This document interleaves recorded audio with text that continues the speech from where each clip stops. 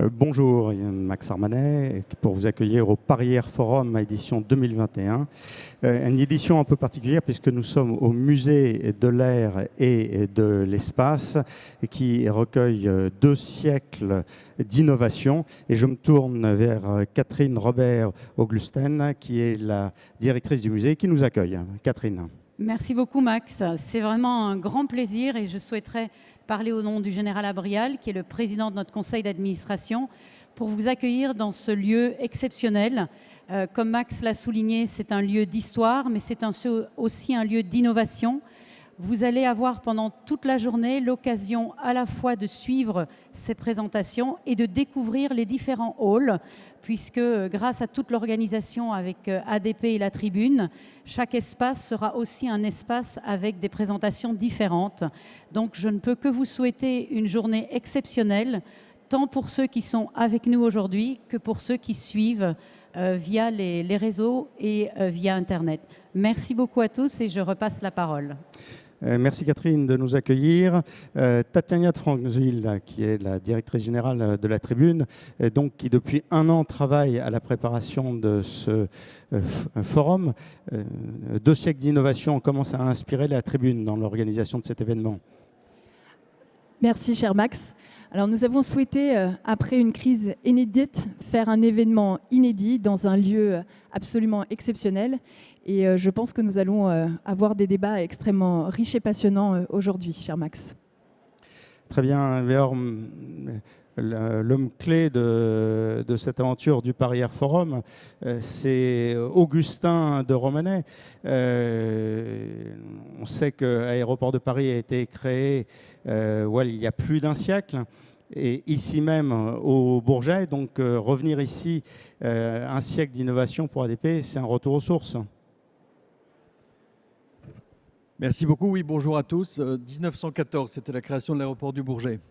Donc, je remercie beaucoup Madame Auglusten de nous accueillir dans ce musée formidable qui montre effectivement que le passé peut nous inspirer. Derrière moi, vous pouvez voir un Morane Saunier G qui a fait la première traversée de la Méditerranée avec Roland Garros en 1911. Et au fond, c'est ce type d'exploit que nous envisageons, que nous voulons tous rééditer en nous réunissant. Vous vous souvenez, il y a 8 ans, lorsqu'on a créé le Paris Air Forum, nous avions fait le constat que les compagnies aériennes ne parlaient pas aux aéroports, qui ne parlaient pas aux constructeurs d'avions, qui ne parlaient pas aux spécialistes de l'espace. Donc nous avions voulu faire ce forum. Et aujourd'hui, 8 ans après, alors que nous sommes dans l'adversité, plus que jamais, il est important de se parler. Quand je parle d'adversité, je me réfère par exemple à un débat pour des élections récentes qui conduisait un certain candidat à vouloir que cet aéroport du Bourget soit transformé en parc d'attractions, voire en parc Astérix. Et donc, au fond, ici, tous, nous sommes réunis pour témoigner de ce que le monde de l'aéronautique, le monde de l'espace, peut apporter à nos concitoyens. Il y a encore quelques années, les experts du monde aérien estimaient que la dernière goutte de kérosène serait pour nous, et que d'une manière ou d'une autre, le monde aérien était le seul à pouvoir se dispenser d'aller dans ce grand effort de décarbonation des énergies. Aujourd'hui, nous savons que ça n'est plus possible et vous le savez, les dernières études montrent que si nous voulons tenir l'objectif de 1,5 degré d'accroissement du climat d'ici 2050, nous n'avons le droit de consommer que 1/6 des réserves de pétrole, de gaz et de charbon qui existent sur la planète. Donc, il nous appartient à nous, secteur aérien, de prendre toute notre part pour la décarbonation de cette industrie.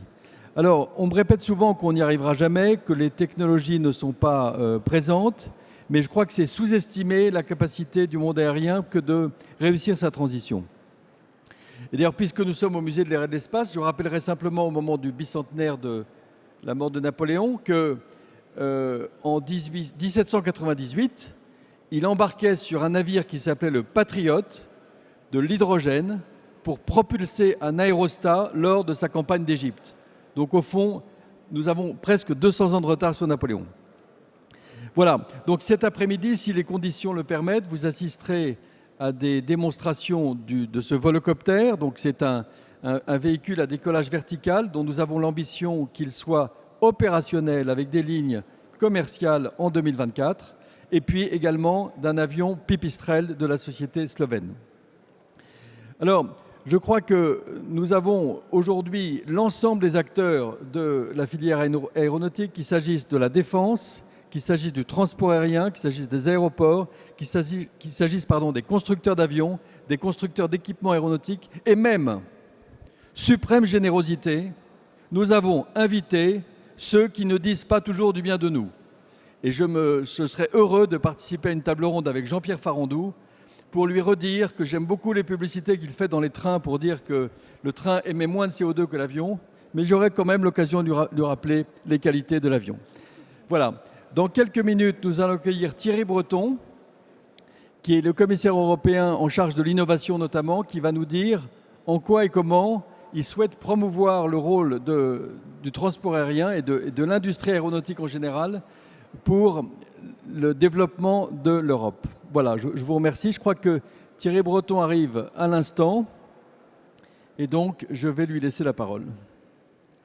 Merci Augustin. Donc cette 8e édition du Paris Air Forum est lancée, voilà, avec l'objectif de partager entre tous les acteurs les réponses pour la crise économique, la crise sanitaire et la crise environnementale qui frappe la planète. Et nous allons laisser la parole à Thierry Breton. Bonne journée.